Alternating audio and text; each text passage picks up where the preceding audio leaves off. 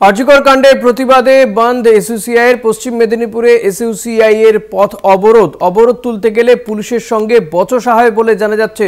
সৌম্যকান্তি ত্রিপাঠী রয়েছেন আমার সঙ্গে। সৌম্য, ঠিক কি ঘটেছিল?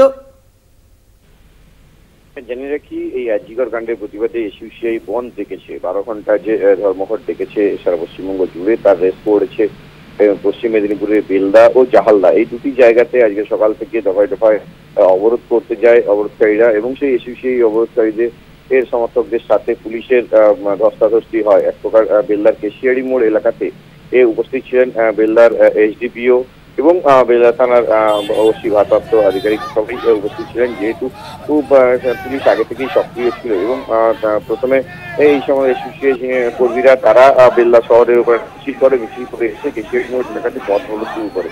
এরপরে ঘটনাস্থলে পুলিশ সাথে সাথে ছুটে আসে এবং পুলিশ এসে এই অবরোধকারীদের সরানোর চেষ্টা করে। আর তখনই অবরোধকারীদের সাথে পুলিশের এক প্রকার ধস্তাধস্তি হয় এবং পরে এই পুলিশ অবরোধকারীদের সরিয়ে দিলে এই যান চলাচল স্বাভাবিক হয়।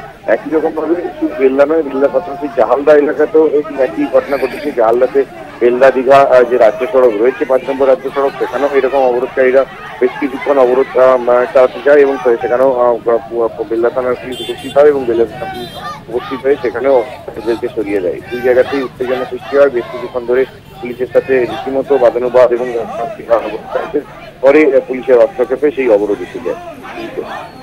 ধন্যবাদ সৌম্যকান্তি। কথা বলছিলাম প্রতিনিধি সৌম্যকান্তি ত্রিপাঠীর সঙ্গে। যে ছবি আমরা দেখাচ্ছি বেলদাতে, সেখানে কিন্তু এই পশ্চিম মেদিনীপুরে বেলদাতে কিছুটা প্রভাব পড়ে। ধর্মঘটীরা তারা মিছিল করে যাচ্ছিল, সে সময় পুলিশের সঙ্গে ধস্তাধস্তিতে জড়িয়ে পড়েন ধর্মঘটীরা।